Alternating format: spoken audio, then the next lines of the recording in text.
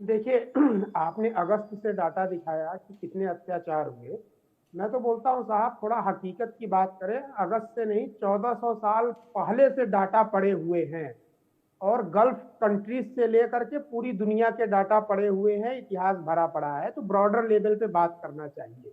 दूसरी इंपॉर्टेंट चीज, भाई हम पाकिस्तान के हवाले से बात नहीं करते हैं, भारत कुछ नहीं बोलेगा पाकिस्तान के लिए, लेकिन वीजा गल्फ कंट्री आपको नहीं दे रही है। सऊदी अरब अगर बोले, और उसके साथ साथ दुबई अगर बोले, अमेरिका बोले, सारे अफगानिस्तान बोले, हर कोई बोले, तो फिर आप क्या बोलेंगे? और बंगाल की जो अवाम है वो तो बोल ही रही है पिछले 50 सालों से। हर चीज को आप बस ये बोल देंगे जी। सबसे बड़ा विक्टिम कार्ड, सबसे ज्यादा दुखी पूरी दुनिया में सताए हुए लोग पाकिस्तान के लोग हैं। इनके साथ झूठ हुआ जी, इनके साथ फरेब हुआ, सारी डॉक्यूमेंट्री भरी पड़ी हुई है।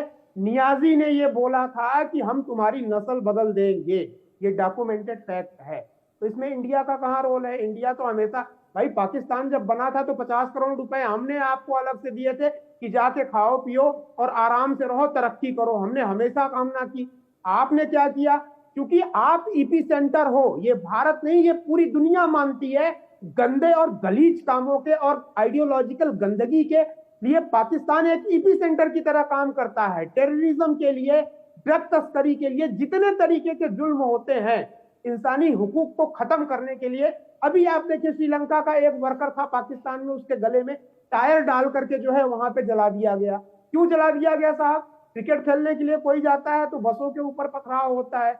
आप ईपी सेंटर हो, इसीलिए खुदा से लेके खुदा के बंदे तक पाकिस्तान के ऊपर आरोप लगाते हैं, और आपने अपनी कब्र अपने लिए खोद ली है।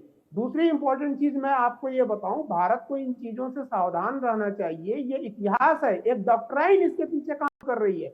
मैं मानता हूं, चलो जी आज हिंदू खत्म हो जाएंगे, अभी क्रिश्चियन भी खत्म हो जाएंगे, वहां पे ये आपस में ही लड़ना भिड़ना शुरू कर देंगे जैसे पाकिस्तान में। पाकिस्तान में जितनी कौम रहती है, जितनी जमात रहती है, जितने जाति बिरादरी है मुसलमानों के, सब एक दूसरे के लिए काफिर हैं, और सब एक दूसरे के लिए फतवा जारी करते रहते हैं कि जी इनका गला काटो। अंसार उसके खिलाफ करेगा, सिया सुन्नी के खिलाफ। ये दुनिया में कहीं पे भी नहीं रह सकते हैं, और इनका इलाज है साहब। देखिए मैं आपको बताऊं, दुनिया भर इनका इलाज कर रही है। इसराइल एक अकेले कर रहा है ना इलाज?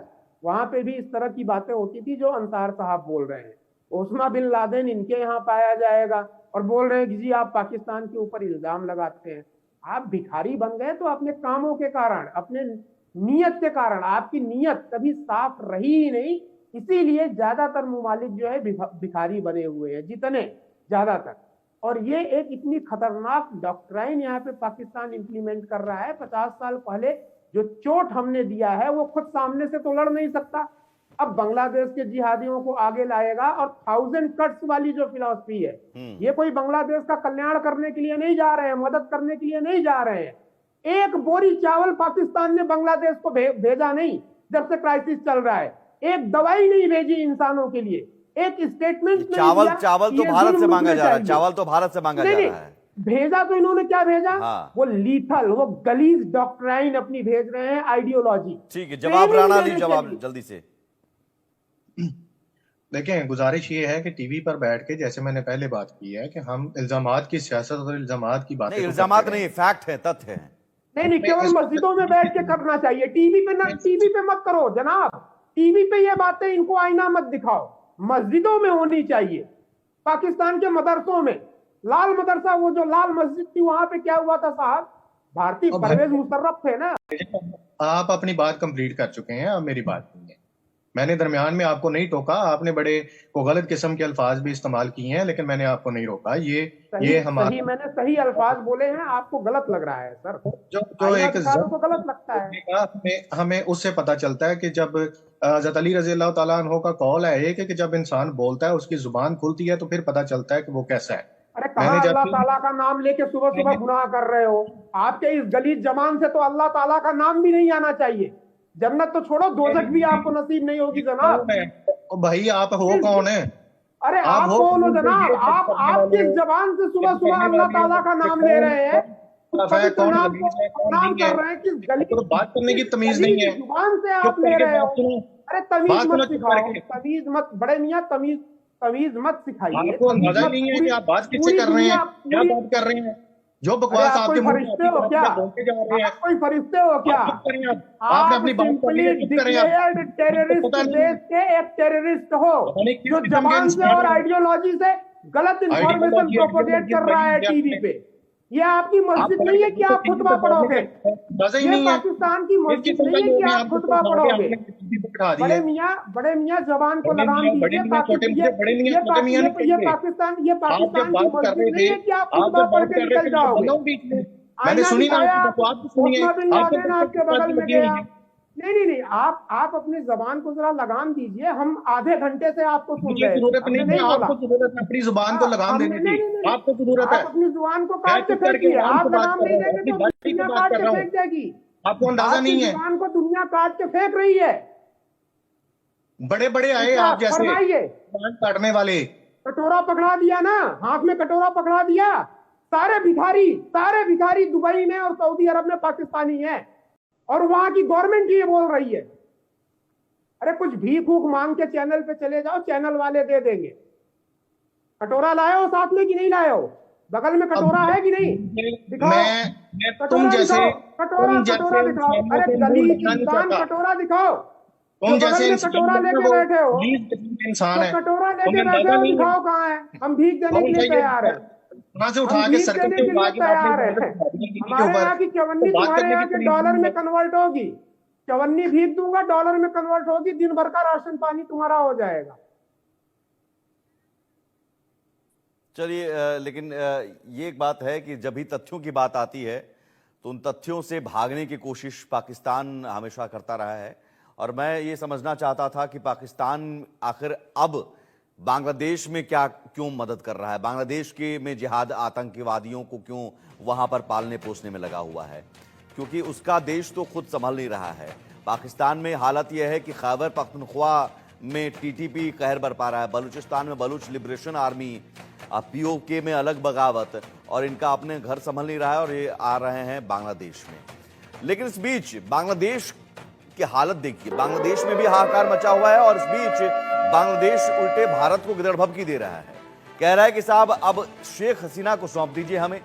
शेख हसीना के प्रत्यर्पण पर बांग्लादेश अड़ गया है, भारत को रिमाइंडर लेटर भेजेगा बांग्लादेश, नोट ऑफ अर्जेंसी जारी करेगा बांग्लादेश, भारत के जवाब का इंतजार कर रहा है बांग्लादेश। तो शेख हसीना के प्रत्यर्पण के मामले में अब नया मोड़। यूनुस सरकार ने धमकी दी है कि अगर दिल्ली से जवाब नहीं मिला तो सख्त कदम उठाएंगे। बांग्लादेश ने पत्र लिखकर शेख हसीना के प्रत्यर्पण की मांग की थी, लेकिन इस बारे में भारत ने अभी तक कोई प्रतिक्रिया नहीं दी है। इस बीच बांग्लादेश के विदेश मंत्रालय ने कहा कि इस संबंध में भारत से जवाब मिलने का इंतजार किया जा रहा है और अगर नई दिल्ली की तरफ से कोई जवाब नहीं मिलता है तो कड़ा कदम उठाते हुए नोट ऑफ अर्जेंसी जारी किया जाएगा। हालांकि बांग्लादेशी विदेश मंत्रालय के प्रवक्ता मोहम्मद रफीकुल आलम ने इस बात को स्वीकार किया कि बांग्लादेश और भारत के बीच प्रत्यर्पण संधि में जवाब देने के लिए कोई समय सीमा निर्दिष्ट नहीं की गई है। उन्होंने कहा कि अगर भारत उचित समय अवधि के भीतर जवाब नहीं देता है तो ढाका अगला कदम उठाने के लिए तैयार है।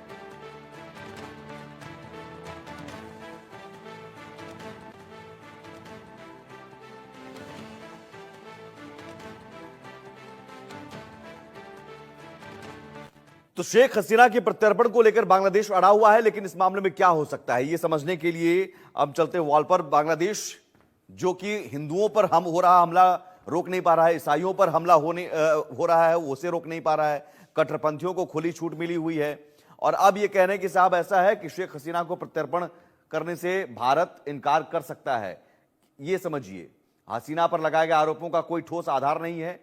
अब जो नोट भेज रहे हैं बार बार, लेकिन भारत इनकार कर सकता है। बिना आधार के आरोपों पर भारत इनकार कर सकता है। जो प्रत्यर्पण संधि है उस संधि के मुताबिक भी प्रत्यर्पण संधि के अनुच्छेद 8 के आधार पर इनकार किया जा सकता है। अनुच्छेद 8 में इनकार करने का आधार है, ठोस सबूत के अभाव में इनकार करने का प्रावधान है अनुच्छेद 8 में। प्रत्यर्पण संधि के अनुच्छेद 7 के तहत नामंजूर करने का भी प्रावधान है। तो वो लाख नोट भेजते रहे, रिमाइंडर नोट भेजते रहे, शेख हसीना को वापस बुलाने की मांग करते रहे, या फिर तमाम लेटर लिखे, भारत ने अभी तक कोई जवाब नहीं दिया है। लेकिन अगर जवाब देना तो एक लाइन में अनुच्छेद 7 और 8 के आधार पर जवाब दिया जा सकता है। निपुण आलम बायन साहब हमारे साथ हैं, विदेश मामलों की जानकार। इस तरह के नोट का मतलब क्या होता है, और अगर प्रत्यर्पण संधि है तो क्या उसमें राजनीतिक मामलों को भी शामिल किया जाता है? और जो 7 और 8 की का जिक्र किया,